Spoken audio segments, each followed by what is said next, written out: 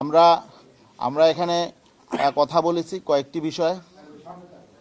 প্রথমত আমরা এই যে নির্বাচন মনোনয়নপত্র সাবমিট হয়েছে 29শে ডিসেম্বর, সেখানে আমাদের ইসলামী আন্দোলনের যারা নির্বাচনের জন্য প্রতিদ্বন্দ্বিতার জন্য মনোনয়নপত্র সাবমিট করেছেন, এদের বেশ কিছু ক্যান্ডিডেট আমাদের বাছাইয়ে তারা মনোনয়নপত্র গ্রহণ করেন নাই। তো বিভিন্ন কারণে করেন না, এর মধ্যে তুচ্ছ কিছু কারণ আছে, একেবারেই সামান্য কারণ, যেগুলো আসলে এবং সংশোধনযোগ্য ছিল। নির্বাচন কমিশন থেকে আগে বলা হয়েছিল যে যেগুলো সংশোধনযোগ্য ছোটোখাটো বিষয়, এগুলো যাতে সংশোধন করে মনোনয়নপত্র গ্রহণ করা হয়। আমরা দেখেছি এমন কিছু বিষয়েও তারা এখানে মনোনয়নপত্র গ্রহণ করেন না, যেগুলো সামান্য বিষয় ছিল। তো বিশেষ করে আমরা আমাদের ক্যান্ডিডেট সামান্য একজন 1 মাসের বিদ্যুৎ বিল বাকি 1000 টাকার নিচে, এটার কারণে মনোনয়নপত্র গ্রহণ করা হয় না, বাতিল করা হয়েছে। তারপরে একজনকে মনোনয়নপত্র বাতিল করা হয়েছে কেন?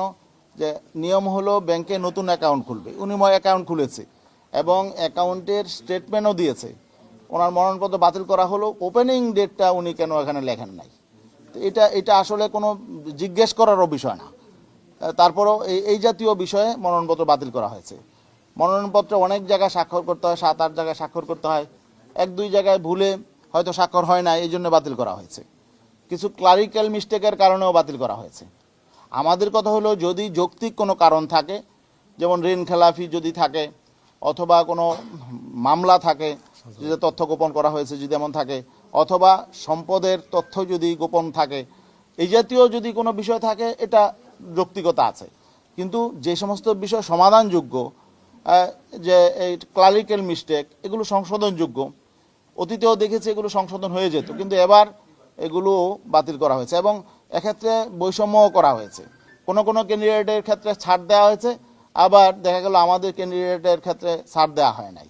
তো এই জন্যে এটা আমরা মনে করি যে এটা অনিয়ম হয়েছে, এগুলো আমরা জানিয়েছি, কথা বলেছি। নতুন এবং ফিরে আসা গ্রাহকদের জন্য নগদে চলছে ক্যাশব্যাক সহ প্রতিদিন হাজারো উপহার জেতার সুযোগ। হবে আশা আর ফেরা সারপ্রাইজ সেরা।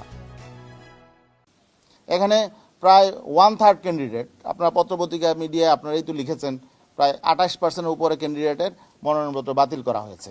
তো যাই হোক, এবং ওনাদেরকে আমরা বলেছি যে আসলে একটা ক্যান্ডিডেটের মনোনয়নপত্র যখন বাতিল হয়ে যায়, তখন ওনার একটা ইমেজ সংকট তৈরি হয় এবং হয়রানি হয়। এই জন্য এই হয়রানিটা আসলে করা ঠিক হয় নাই।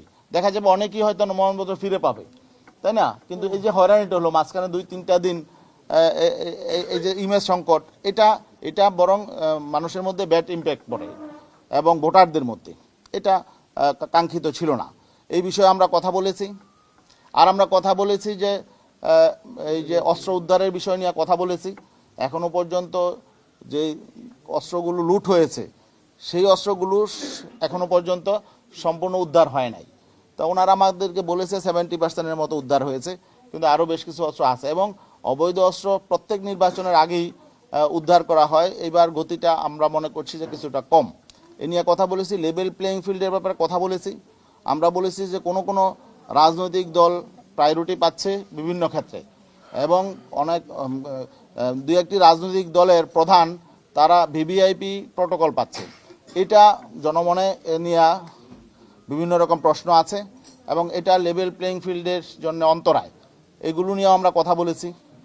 আমরা এখানে একটা জরিপ এখন আছে, বিভিন্ন জরিপ কিন্তু প্রকাশ হয়। এগুলো যদিও আন্তর্জাতিকভাবে এই জরিপের প্রচলন আছে, কিন্তু আমাদের এখানে বিভিন্ন এনজিও জরিপ করে হলো, এরা হলো বিভ্রান্তি ছড়ানোর জন্য। তা আমরা এই জরিপের কথা বলেছি। তো এইভাবে এই সমস্ত জরিপগুলো যেগুলো মানুষকে বিভ্রান্ত করে, এগুলোর আসলে কোনো আন্তর্জাতিক স্ট্যান্ডার্ড না মেনেই, এবং এরা স্যাম্পলিং কতটুকু করে এগুলো না মেনেই তারা একটা জরিপ রিপোর্ট দিয়ে দেয়, আর আমাদের দেশের মিডিয়াগুলো এটা হুমড়ি খায়। আমরা যেটা দেখেছি, অতীতে যেমন ফেসিবাদী শক্তির পক্ষে মিডিয়াগুলো কাজ করেছে, এখন আবার নতুনভাবে মিডিয়া নতুন ফেসিবাদ তৈরির জন্য বিভিন্ন উপাদান তারা সামনে হাজির করছে। এটা আমরা শঙ্কিত। এখন বাকি এখানে জরিপের ব্যাপারে প্রধান উপদেষ্টা বলেছেন যে আপনারাও জরিপ রিপোর্ট করান, আপনার 99% সমর্থন দেখান, তো এটা তো হয় না। এখানে সবার, আমরা মনে করি যে সকলেরই একটা অ্যাকাউন্টেবিলিটি থাকতে হবে। ইয়ার বাইরে কেউ না, জবাবদিহিতার বাইরে যদি কেউ না থাকে, মিডিয়া, এনজিও সকলেই যদি আমরা জবাবদিহিতার মধ্যে না থাকি, তাহলে তো একটা আসলে এখানে একটা ফ্রি ফেয়ার ক্রেডিবল নির্বাচন হবে না। এখানে আমরা মনে করছি যে এখানে আসলে সবাই জবাবদিহিতার আওতায় নেই।